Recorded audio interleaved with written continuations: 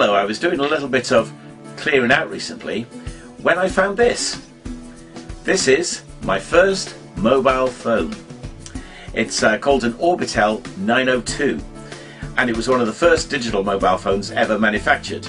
In fact, this one dates from 1995. If you think it looks rather large, well, just for a bit of perspective, this is a brindle block. In fact, mobile phones have gone from being quite large, cumbersome objects like this one to this. This is my latest mobile phone. It's a Sony Xperia, and it'll make more than calls. It's a little computer in its own right, and I can use it to store all sorts of information and also to connect to the internet.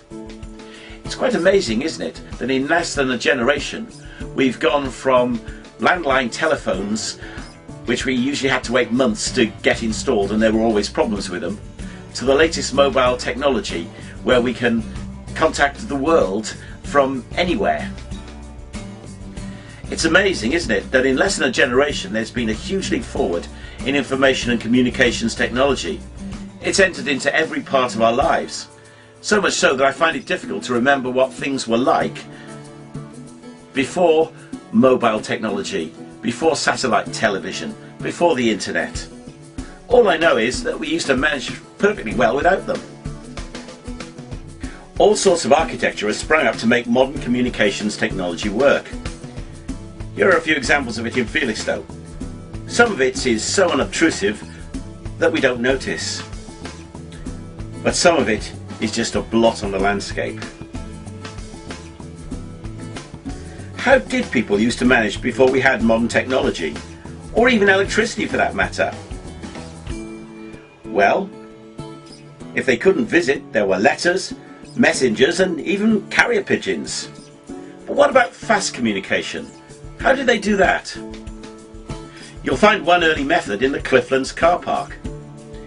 Here's the old Felixstowe beacon. I'm not quite sure when this one dates from. It looks recent, but it points to the way in which beacons were put on high points like this along the coast to warn of invasion. It was a crude and quick way of sending a warning message, but other more effective methods were invented even before the advent of telegraph, telephone and radio. Landguard Fort developed to protect the Suffolk side of the entrance to Harwich Harbour. Over the years, defences were built up here and over on the Harwich side.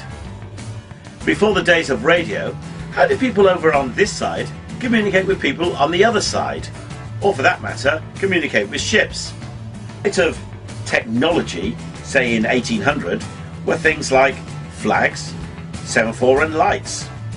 The most famous flag communication was perhaps this one. England expects every man to do his duty.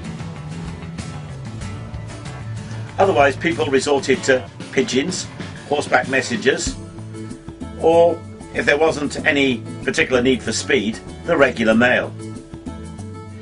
I wonder what soldiers sitting in Landguard Fort in the early 19th century contemplating possible invasion would have thought of modern communication that allows people to browse information from Australia, or look at sports events in India and view a webcam of a beach in Kenya.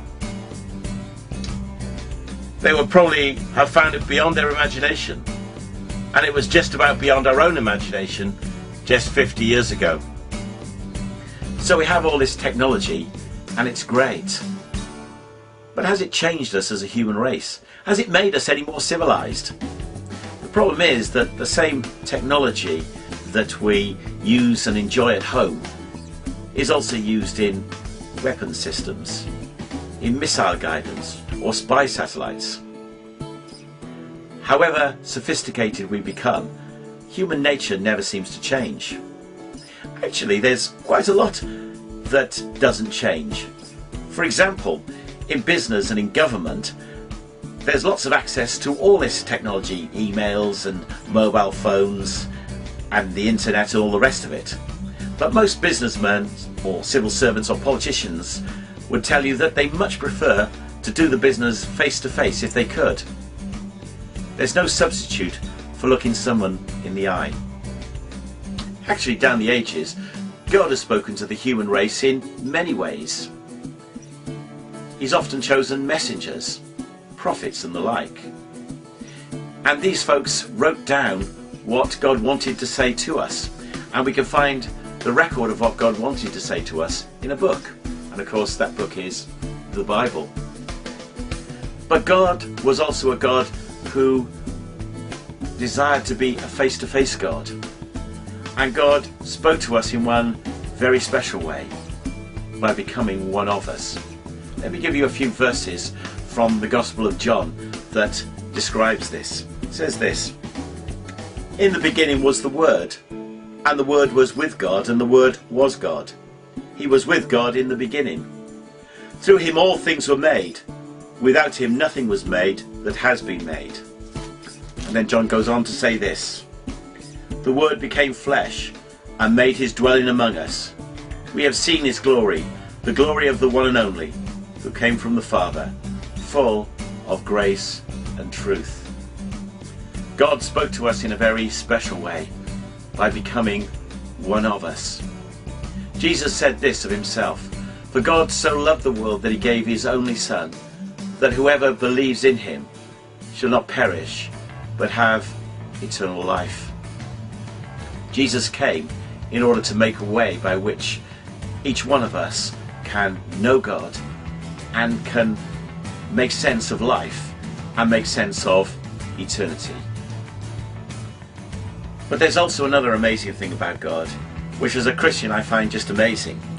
And it's something that hasn't changed either in the last few thousand years.